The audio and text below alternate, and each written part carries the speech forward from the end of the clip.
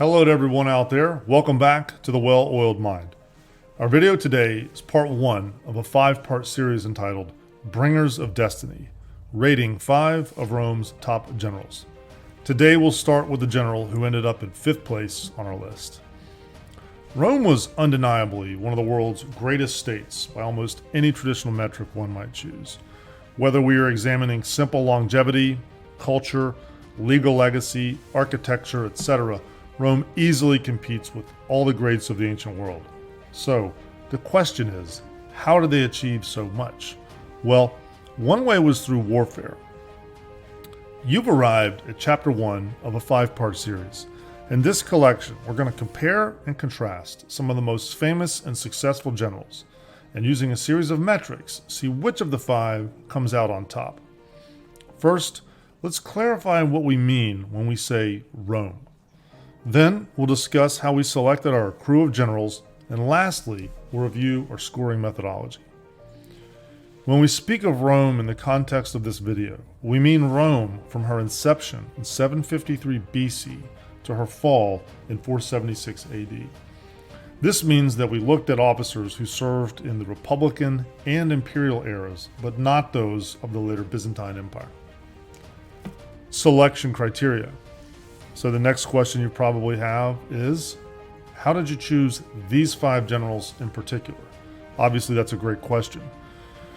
We surveyed a myriad of books such as In the Name of Rome, The Men Who Won the Roman Empire by Adrian Goldsworthy, and Paul K. Davis's book, 100 Decisive Battles, From Ancient Times to the Present, The World's Major Battles and How They Shaped History, and Jane Penrose's Rome and Her Enemies, an empire created and destroyed by war, and several other sources, to identify Roman generals who were consistently viewed as superior.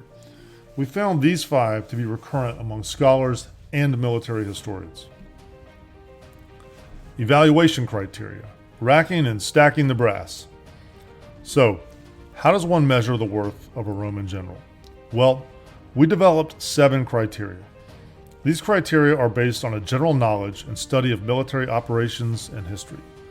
Incidentally, many of the generals were also simultaneously heads of state. We could have added in criteria regarding impact on the state and the empire, etc., but we stayed away from that and from other external factors and really tried to exclusively focus just on generalship and military affairs. That being said, you might have your own ideas about how one assesses generalship, and we would love to hear those ideas for possible incorporation into future videos. For this video, however, here's what we utilized. First, there is no point in having generals who can't win. The ability to secure victory, however that is defined, that is the critical factor. Secondly, the general must be able to recognize and seize opportunities. Put another way, he must possess vision and be able to decide, and probably while under great pressure. Third, a successful general must be possessed of the ability and willingness to adapt new methods, doctrines, tactics, units, weapons, etc. Fourth, a first-rate general must be able to anticipate. He needs to be able to forecast logistics requirements, for example. Also, he must have some skill at divining what his enemy will do through either intuition or experience, or through the use of other means like subterfuge and scouts. Fifth, a general worthy of Rome has to be capable of inspiring his soldiers to legendary deeds and of instilling confidence in them. Sixth, a Roman general absolutely has to be gritty enough to rebound from setbacks because they were the rule, not the exception. Seventh, and finally, a key category for judging our host of generals is what lasting positive impact did these generals have on the Roman army? As far as scoring goes, we'll keep it simple. We'll apply a 3-point scale. 1 point will be awarded to indicate the general did not perform well in that category. 2 points will be used to indicate a neutral appraisal, and a 3 will be awarded to those generals who did well in that category. Finally, there are going to be some aspects of each general that we just don't cover. Battles and sometimes entire campaigns may be omitted for the sake of time. What we hope to do is capture the essence of a general's career, not recount each individual battle and every nuance regarding his command style. Welcome to the Well-Oiled Mind. If you've not been here before, we specialize in history, biography, psychology, and philosophy. We like to focus on these topics within a European context, but we're not afraid to branch out into the wider world, and we'll cover topics that range from antiquity all the way to the 20th century. Join us now and illuminate your life. Now, let's get on to our list. Number 5, Germanicus. Our 5th greatest on this list is Germanicus, or fully Germanicus Julius Caesar, who lived from 15 BC to AD 19. Much of his campaigning took place in Germania, but he's no one-trick pony. Germanicus also fought battles in Pannonia, which comprises sections of modern-day Hungary, Austria, and portions of the Balkans. He also fought in the Roman province of Dalmatia, which is where we find modern-day Albania and portions of other Balkan states. If you've not heard of Germanicus before, rest assured, he is the genuine article, and during his time, he was hugely famous and possessed great status as a military commander. In fact, historian Anthony Barrett explains that many of Germanicus's contemporaries actually considered him their version of Alexander the Great. Germanicus's career can be divided into 3 phases. We'll just address the first 2. He cut his military teeth, as it were, in Pannonia and Dalmatia. Here, he was a senior military commander, but the warfare tended to be unconventional given the ruggedness of the terrain and the tribesmen's irascibility and unwillingness to engage out in the open.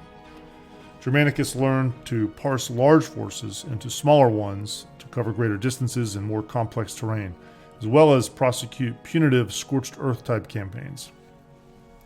Lastly, the tribesmen in this area did tend to fortify themselves behind walled cities and large villages, and this gave Germanicus experience with siegecraft and siege warfare in general. All of these skills would be directly useful to him in much greater and more significant campaigns in Germania. The second phase is where Germanicus really built his legacy, and this was in Germania. In AD 13, Germanicus was assigned to this province as commander of all forces along the Rhine River. Ironically, his first battle was actually with his own troops. The legions in Germania, of which there were 8 at the time, had mutinied over dissatisfaction with their terms of service and withheld pay. Germanicus deftly addressed all these issues, demonstrating great diplomatic skill and earning the goodwill of his legionnaires. Next, Germanicus took his forces into the field and prosecuted a series of campaigns against the German tribes from roughly AD 13 to AD 15. The overall strategic purpose of these expeditions is not entirely clear. In truth, there are likely several reasons. In AD 9, 3 legions under the command of Governor Publius Quinctilius Varus were annihilated in the Teutoburg forest by a Germanic tribal federation under the command of a Cherusci leader, Arminius. This slaughter, which included the loss of all the silver legionary standards, nearly religious objects to the Romans, was a cataclysmic national shame. As a brief aside, there's a new and interesting historical novel just out by an author, B.J. Ott, entitled The Eagle and the Axe, which is kind of a prequel to this epic battle in the Teutoburg forest, and it details the life of Arminius' father. It's pretty exciting. It's very descriptive. It's got tons of action in it. It's got a lot of gore in it too, if that's what you're into. So it's a pretty fun book. Maybe you want to check it out. But for now, let's get back to our tale and to Germanicus. It is possible, therefore, that Germanicus' operations were partly to restore Roman honor regarding the lost standards and the obliterated legions. This might seem anachronistic to us today, but to the ancient Romans, honor as a cultural value was much more important than even life itself. In time, thanks to Germanicus' operations in the deep northern forests, they would actually recover 2 of these 3 lost legionary standards. Additionally, Germanicus may have wanted to use an expedition as a way to put the formerly mutinous legionnaires to better use, idle hands being the devil's workshop, etc. He may have wanted to use the northern campaigns as a way to replenish his personal coffers, which is where he drew from to source the unpaid donatives that the legionnaires were so unhappy about. All in all, the best way to view these campaigns is in the context of extended pacification operations. The 3-year campaign culminated in northern Germany with the battles of the Weser River and the Angevarian Wall. At the end of these battles, the tribal confederation, led again by Arminius, the victor of the Teutoburg and the smasher of legions, was defeated. honor, more important to the Roman soul than we can possibly understand today, had been restored. The Damocles' sword of imminent Germanic invasion, moreover, was removed for the time being. The threat of northern barbarian incursions was always smoldering and never fully expunged itself from the Roman subconscious. Despite this, after Germanicus' campaigns, the province and the frontier were actually more or less stabilized. During his Germanic operations, Germanicus demonstrated an ability to sense and properly respond to the mood of his men and motivate and inspire them. He was creative, and although he was commander of an astonishing juggernaut of power, 8 legions, he proved capable of unorthodox application of this and other military power. Let's put a finer point on that last bit. For example, he used shipping that traveled from the west coasts of Gaul through the North Sea and penetrated into the river systems of northern Germany, the Weser River in particular. This simultaneously dismayed his enemy and provided vital support to his land forces. It's indisputable that Germanicus overmastered large German contingents led by proven commanders in their own daunting territory. Nevertheless, his operations lacked the flair and desperation of some of those other commanders that he'll be compared to.